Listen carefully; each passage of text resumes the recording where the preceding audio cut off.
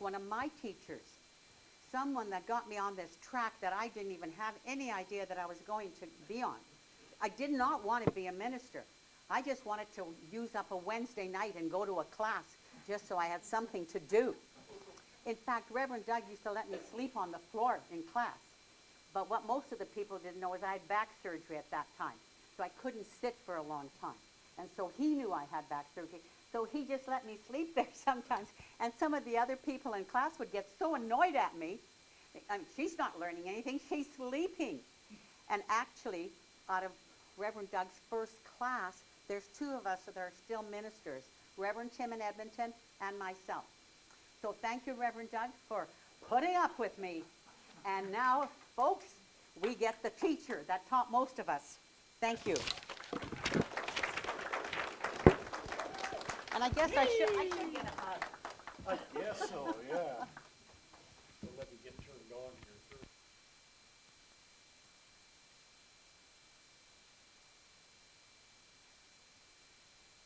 Was experimenting with energy.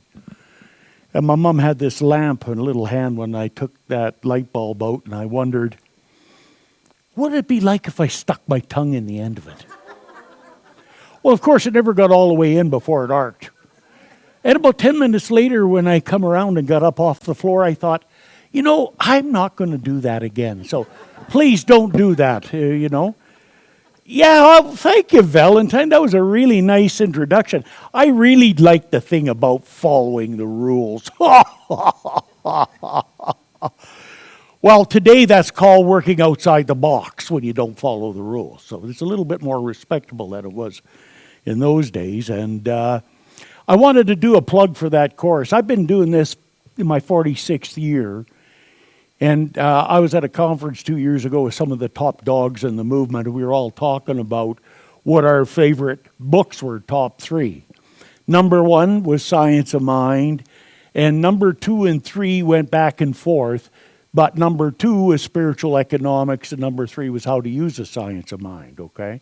I'm talking about Dr. Ken Gordon, who is the spiritual director of the whole organization for 7 or 8 years, okay? So we all agree upon it. The best book ever written about economics, prosperity, and life is Spiritual Economics. I use it all the time, and on page 76, Eric Butterworth says, in my words, you may come to the awareness over time that your most important asset is the conscious control of your inner world of mind and emotions. Nothing else can satisfy or fulfill until you realize and accept that you are in control of your attitude and your emotions. So anyhow, you get the exact words. That's pretty close, page 76. So if it sounds like I like it, I use it all the time when I reference. I don't know whether I got it today, which is unusual, but anyhow, love is, I'm going to do a little bit of an opening treatment meditation in a minute, but I chose this in honor of mothers and Mother's Day, and keep in mind sometimes fathers are mothers too, men. I had at one time here 3 15-year-olds and 2 14-year-olds as a single father when I was in Red Deer, and I guess I deserved it for all the stuff I did. That's all I'm going to say. Anyhow, it's about the understanding and embracing of true love and the 2 key F components of deepening and enhancing the feeling and experience of love. And if you want to do that, you work on faith and forgiveness. That's it.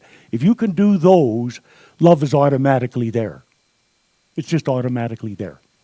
And so I always talk about my mom, and my mom passed away in 1995 when she was 66 years old, and everybody said, oh, it was so terrible. What a shame. What a pity, so young. And you know, I knew there was a reason, and you know what? I'm happy she did. I'm happy she didn't live any longer. Because I love my mom. Right? That seems like a strange thing to say. But you know, my mom lived long enough to see me wander through 17 years of crime and violence and drug addictions and gangs and all of that, to come out and work really hard to change my life and to become a licensed minister to start Red Deer. And in 1993, 2 years before she passed, she got to come up to the celebration of my ordination, which made it official for life. And she was so proud and so happy because she lived long enough to see me do that. And you say, well, 2 years later she's gone. What a pity. No, it's not. Because 2 years after that, the crap in my family hit the fan. I have 5 younger siblings, and two of them started on a path of destruction, which culminated in my brother giving my sister an injection of Oxycontin and walking out and leaving her to die. And me telling my family, if that boy don't change, mark my words, 2 years, he'll be dead. 2 years to the day, because he couldn't come back and do his stuff in the family unless he seen me for boundaries and limits first. He killed himself. And thank God my mom wasn't there to see that. My dad passed after that because he needed it. Whined ahead 8 more years. And my one brother basically committed suicide. And then the other one got into something he shouldn't be and got his head blown off and murdered. And whined ahead till 3 years ago, my last brother, who had something he never took care of for 25 years, and it got him a septic poisoning and killed him. All of that was unnecessary. And thank God my mother died. Bet you never heard that from anybody, to say that she died so young, and I just love her so to death, but I am so pleased that she didn't have to live to see that, because she didn't deserve it. Right, Vera? Yeah, Vera knows my mom really well. Okay? So this is to honor her and all the other mothers for a lot of what they have to go through, and for willing to stand in the light and work their hardest at being unconditional love. There's someone in this room that I really, really respect for doing that, has done a wonderful job. Tough as nails, but she did it. Okay, so it's been a long, tough journey. But that's what mothers are doing, and that's what they're there for. And always remember, the power is unconditional love. And you got to understand what that means. That means you love the person, but you don't accept the problem and deal with the problem. You got to have that. My mother never did that, but she loved me. That's right. You can't like that. Who likes that? Yes. Thank you, Gail. If you didn't know, that's the person I was talking about, by the way. Thank you, Gail. She knows all about it. In fact, she could be doing that part of the talk. I went through her with her and supported her. So anyhow, that's the key. And I'm going to just ask you to close your eyes for a moment, and we'll just begin here. And I'd like you just to go within and allow yourself to be here and fully present, because the point of power is always in the present moment. And as you do that and bring your awareness here, what's to come and what's before us matters not. It's only what we embody and what we think about and what we dwell upon right now. That's the most important thing. And so we take this opportunity to understand the givingness from the heart of people in our lives that really care and love and respect us. And sometimes it's the hardest thing in the world to do because of what the person's doing, but that's the most important thing, because ultimately that's the only power we have, is to be able to hold that light and to direct that power and that energy and that intention. And that, folks, is a choice. And yes, there's a battle that goes back and forth with it. But as we turn to the light, we'll always be guided, led, directed, and inspired to right action in all times and in all situations if we listen and watch and do what the Spirit gives us to do from the messages. So I want to just take a few minutes of silence here and ask you just to be open and receptive to a deeper understanding and experience of yourself as love and what that means to you right here and right now. So this is about you. Embody yourself, embrace yourself, love yourself, be kind to yourself, say nice things to yourself, and feel good about yourself. And if anything else creeps in, let it go into the false nothingness from which it came. So just take a few moments now.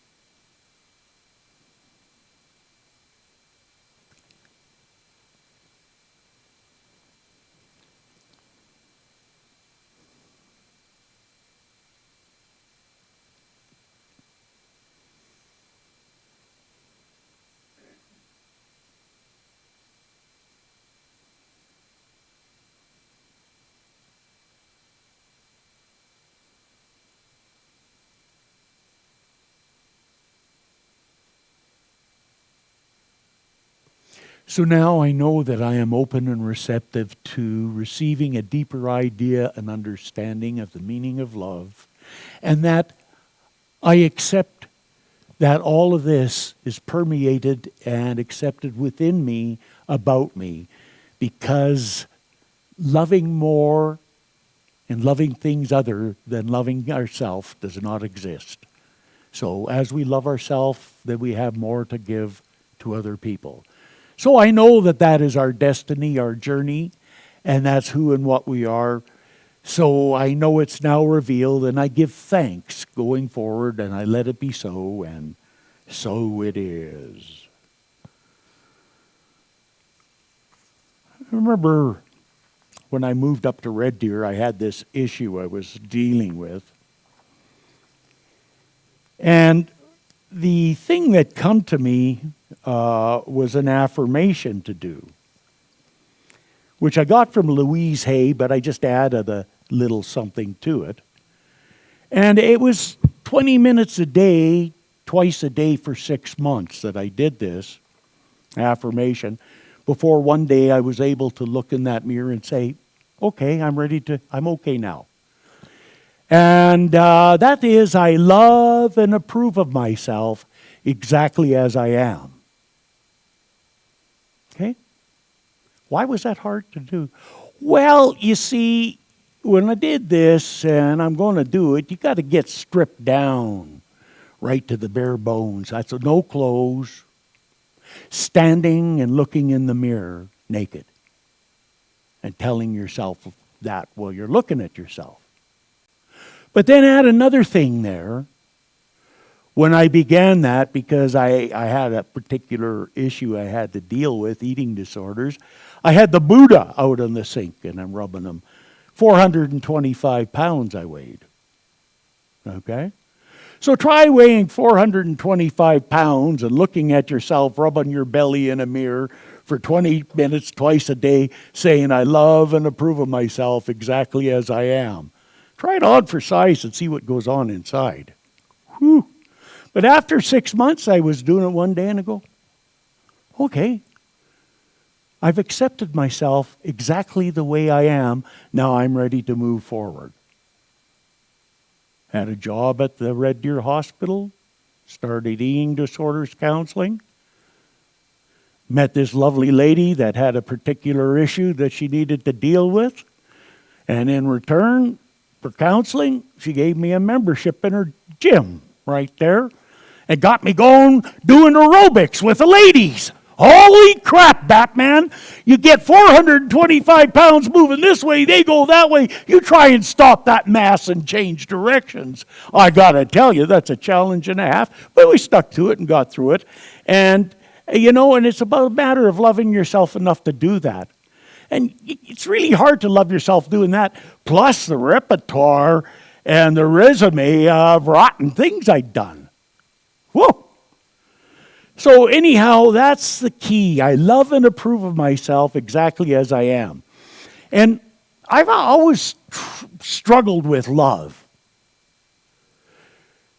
Because I really didn't understand it.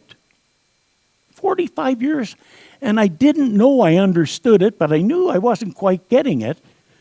And then, I got to admit this, I've gotten paranoid about walking on ice and falling, so I have become a mall walker. I'm a mall walker. So I go up and walk the mall at 7 in the morning, and there's nobody there hardly except for mall walkers.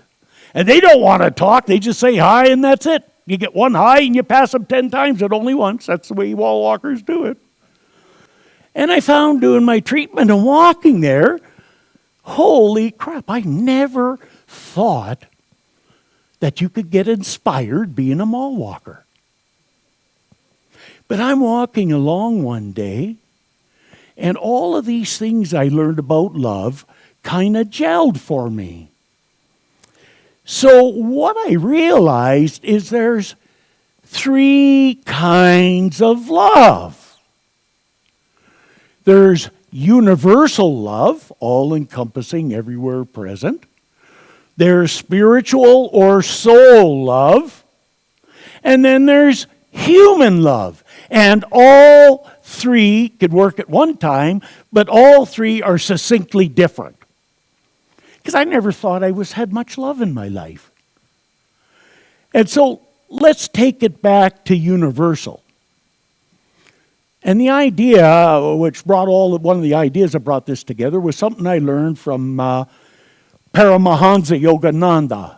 Way back in the first 4 years I was in this, I studied him and took classes in Yogananda's teaching.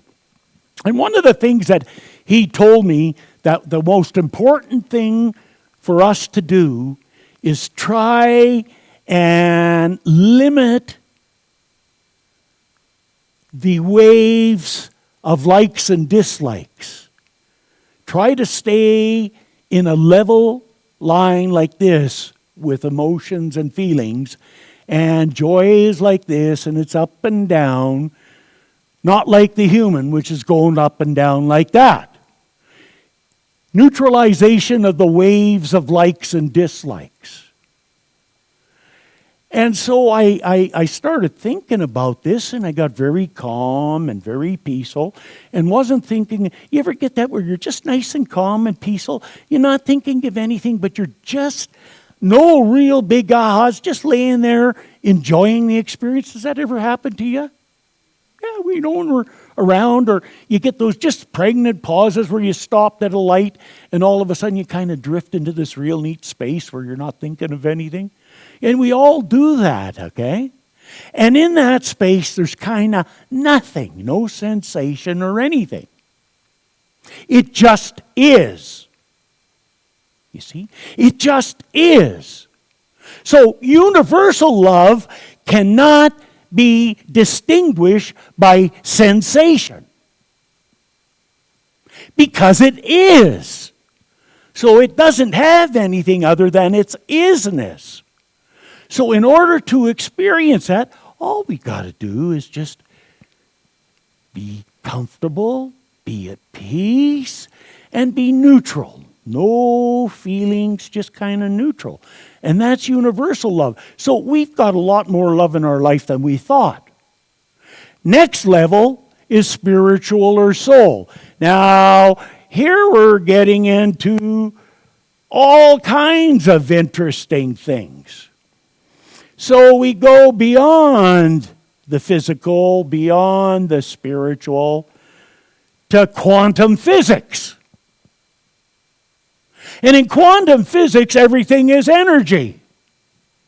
In order for something to exist in any kind of form, whether visible or invisible, it has to have an energy field that supports it.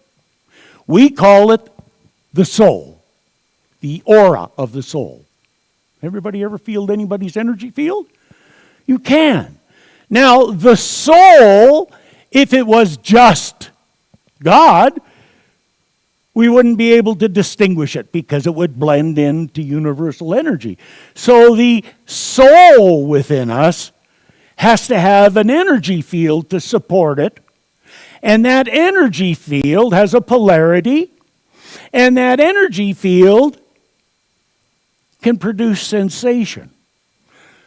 Universal doesn't because it just is. The soul produces sensation, but be real clear about the difference between soul and human sensation. The soul is a pulsation. It just pulsates.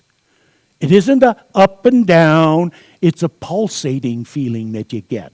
So if you get that really good glowing feeling and you got really good energy going there, not woohoo, aha, but just really good energy and you could feel it and it's kind of like pulsating, that's soul love.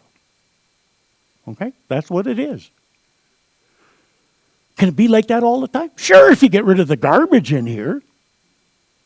Because it just is. And then there's human love. Well, we don't need any discussion on that. Woo-hoo! Woo-hoo! And that's tough. Drug addicts do that, you know. That's what the drug addicts do. John Belushi, they go the woo-hoo! So they get cranked up here with crack, and when they start coming down, that's terrible. So they do heroin or Oxycontin, and that's a downer. It takes them down there, and they're high down. And when they start coming out of that, then they crank up again so they don't come back to norm because drug addicts hate being normal. And our feelings are the same thing. Up and down. So if we can understand that this is human love, this is soul love, and this is universal love, and if you look at it all, well, you know, if we got no obstructions, we're that all the time. And at various times, depending upon our energy set and our mindset, we're at different aspects of that. I mean, I had all of it going there last Friday for lunch. You have no idea what it does to me. I guess maybe you do. It was my great-granddaughter's, our great-granddaughter's 3rd birthday, eh? And I'm really strung out on little kids if you haven't figured that out. And she's just got me. You know, and Papa G always has something here for her in a little baggie. I'm training her to do that because that's a special thing to remember me by. And I got to tell you, I was in all of those. Wasn't I, Anna? Well, I just couldn't believe it. I just go, just a little kid, 3 years old, can do that to me. Well, it can do that to everybody. Anytime, anywhere, all you got to do is let yourself experience it. Why do you think I like doing Santa so much? It's going to be my 12th season. And I get paid exceptionally well, way better than most. But that's the reason I do is because I love what I do so much. And you could give me $1 million, but you can't buy what I get because it's not for sale. You can't go buy it. It's just there and it's real and it's just like, you wouldn't believe some of the stuff that happens to me. Sometimes I just start crying on the spot. I go, okay, folks, I had to tear up, you know, and do all that. And sometimes I just can't believe it. I gotta take a moment because it just overwhelms me with these kids. They're so neat. Oh, you must have problems with kids. I've done 50, 60,000, maybe 70, and I've had one bad kid. But adults, we don't want to get into it. There's a lot more than you want to talk about. Adults aren't very, very much fun around a Christmas setting with their kids. And it's not the ones that can't control the kids because it's a battle, eh? Santa and Mrs. Claus get that all looked after. No problem. We deal with that easy. Okay? It's just that some of them are nasty and they take it out on the set.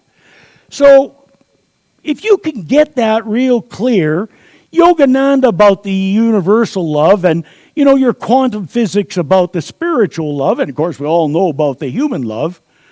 And then there's this famous quote I come across by Doug. Oh, gee, that might be me. Love is not something you do to someone. or something else. Love is personal. It's a projection of yourself. And it's a sharing of your true self when you let the curtains open. And that's what it really is. Oh, I find it easier to love my dog than myself. When anybody tells me that, I tell them those two words. BS! Belief system needs to be changed here. BS! You can't love your dog more than you love yourself. Well, I can. Yeah, well, BS, it's a belief system. You can do it in your head, but you can't do it in your heart. Because love, as a feeling, cannot be greater or less for anybody or anything than it is inside here. It could be greater or less in here and projected out there. But the only time it could be more or less for anything is academically in your head. And you know, your head gets you to a lot of problems, right? Everybody get problems with their head? Yeah. Okay, next thing, next one is faith comes first, then love springs from faith. Well, once I get love, I'll have all the faith in the world. No. Well, how do I know? Well, you got to go back to this guy called Jesus, eh? And you know, he talked about, upon this rock I will build a church. Well, he never did any church building. What the hell, is he a liar? No, he wasn't talking about a building. He was talking about the individual. First disciple called was Peter, faith. Second was Andrew, strength. So faith and strength go together. This was where you get the hint about how the issues work. Next one was James, the head, and his brother, the sons of Zebedee. The fourth one was John, the heart.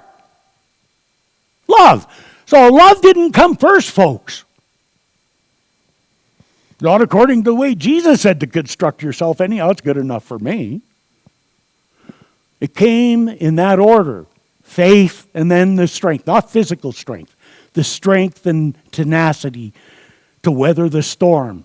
And then the two sons of Zebedee, James and John, sat on Jesus' left and right, you see. And that's where love springs from. Alexander the Great said, through every generation of human race, there has been a constant war. A war with fear.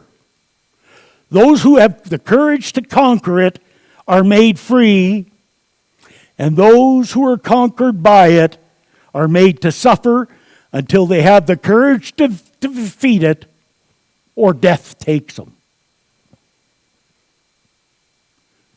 And that's a choice, fear or faith. Fear is a very important part of our life. It's there all the time, and it has its place. But we have to learn how to park fear and give the direction and the control over to the truth of the inner self. I said, love, you cannot create that which is already there. Love can only be revealed through you and by means of you.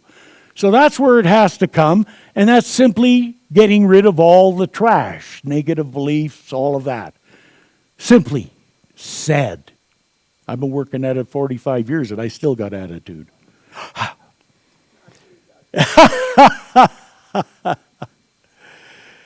And we either serve faith or fear at any given time. That's the way I describe it to people. But Jesus said it, no man can serve two masters, for either you'll hate one and love the other, or else he'll hold the one and despise the other. You cannot serve God and mammon is a physical. So you have to put it, the source, as your spiritual source, or of conditions and circumstances. Oh, don't do that one. I've tried it. It don't work. Okay, well, I got another good point here. Just some quotes here. And again, folks, it don't matter what you do.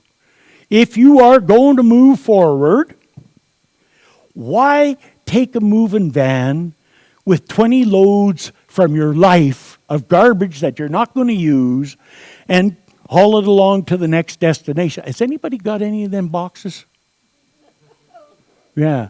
Just think about it, of all the emotional garbage you got and negativity in there and carrying. It's pretty freaking heavy, eh?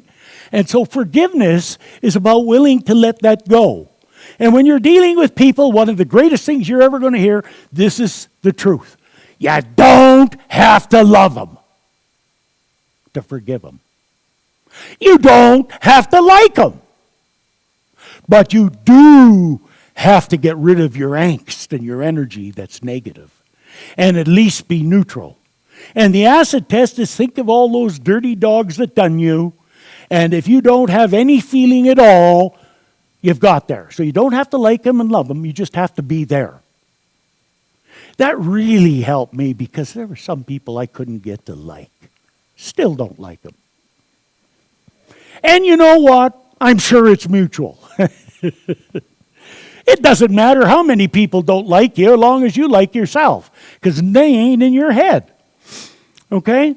So forgiveness is also not to that, it's also to self. The biggest one you got is yourself. There's nobody be treating you like a dirty dog more than yourself.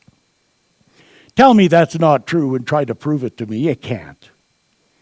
Edgar Cayce said, we can possess only that which we could freely give, so that in order to become love or more godlike, all-giving, we must give that which is God, which is love. The essential key to this is forgiveness.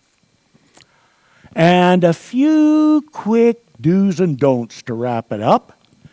Cultivating love with the do's and don'ts. And these will help you day to day. Give completely with no strings attached and no attachment to outcomes. Oh, that's a good one.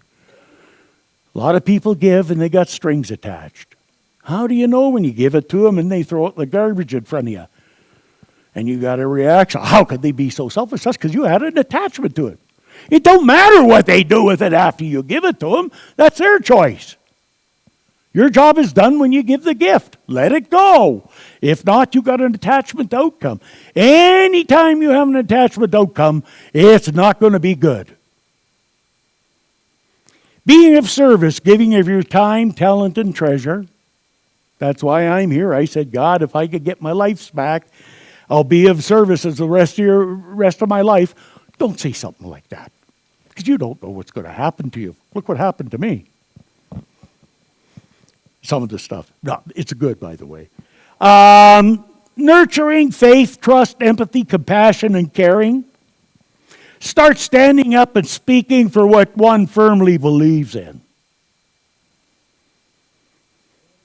Got that one right, yeah. Oh, well, what if they don't like it? What if I get fired? So what? You don't need to be working there anyhow if they don't like what you got to say. Is that true? Yep, I got fired before for doing it, so. And here's the best one. My favorite is to be a good example for the children of the earth. So when I got all my stuff, the main thing for me was I did not want to be the father that told the kids what to do and not to do, because I'd done all the stuff you're not supposed to do. I had very little of the to-do stuff. So I decided I'm not going to do that. I never told any kid what to do, and all the thousands I spoke to. Never tell them what to do or not to do. But I could paint a picture of what the future likes if you're going down that path, because I've been there. Okay?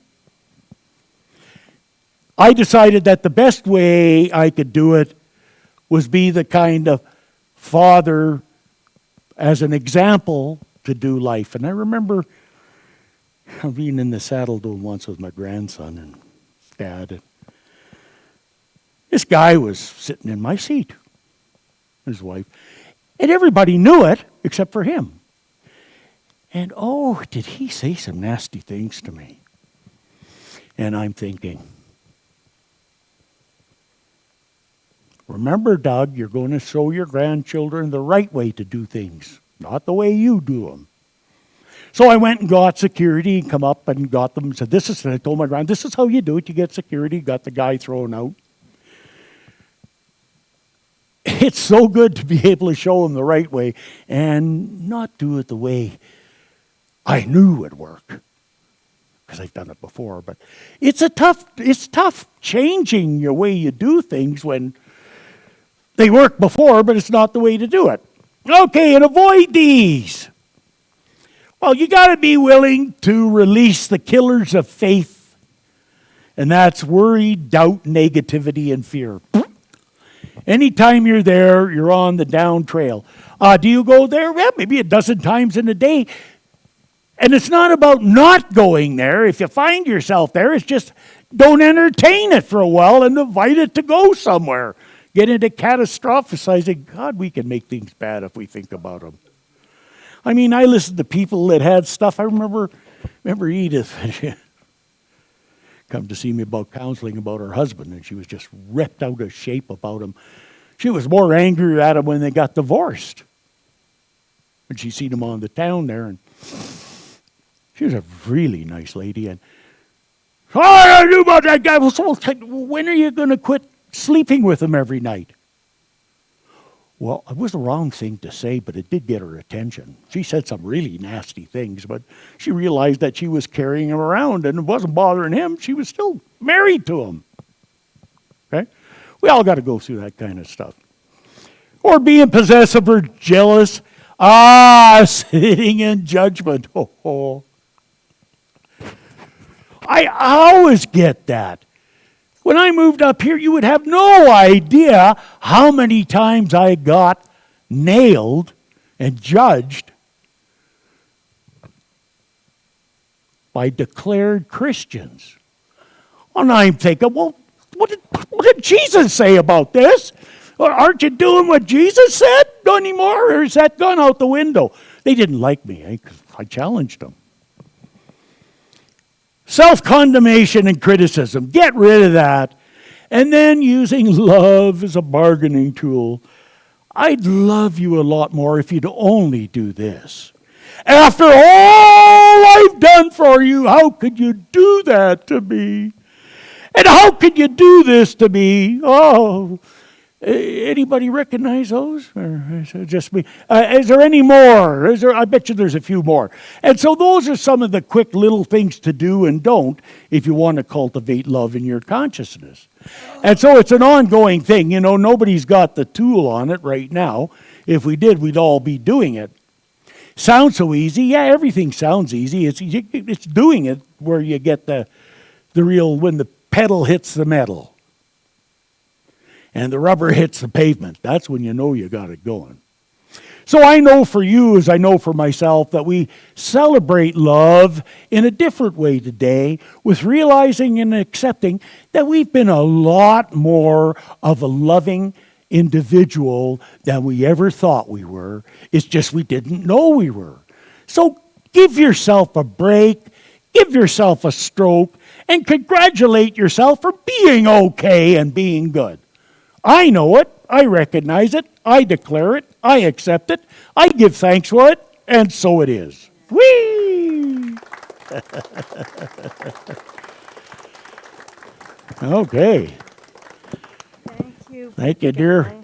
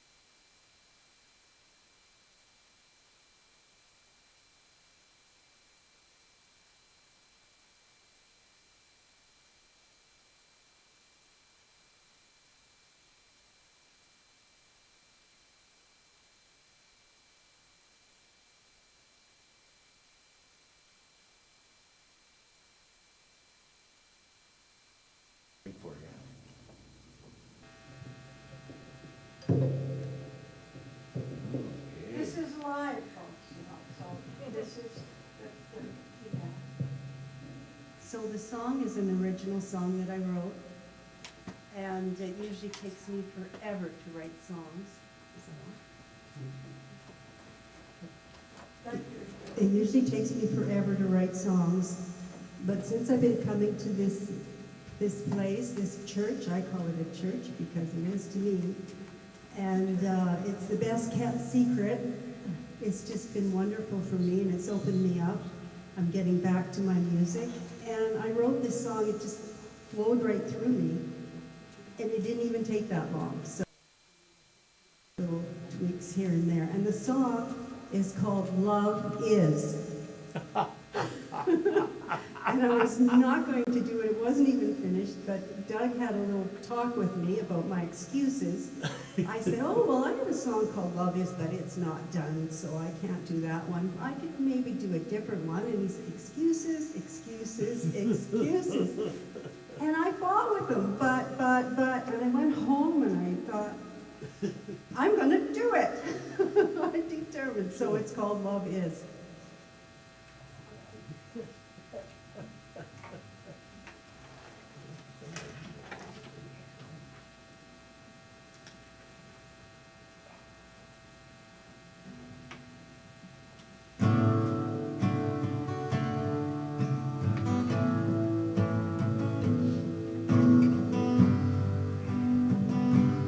Love is source,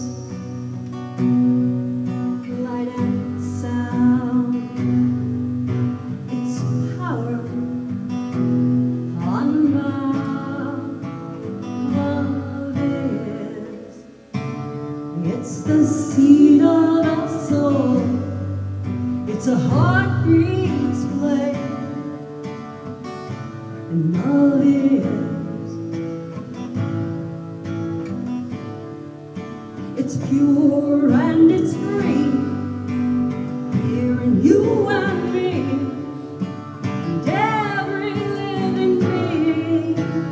Love is. It can mend the situation throughout the world and all its nations. Love is the seed of our soul. It's a heartbeat's flame. Oh, love is. It's pure and it's free, here in you and me, and every living being. Love is. Self-love is the generator, build it inside and outward to others. Just let it flow. Oh, oh. Now, let it lead your way. Now, let it be the light and path that you take to awaken on your journey.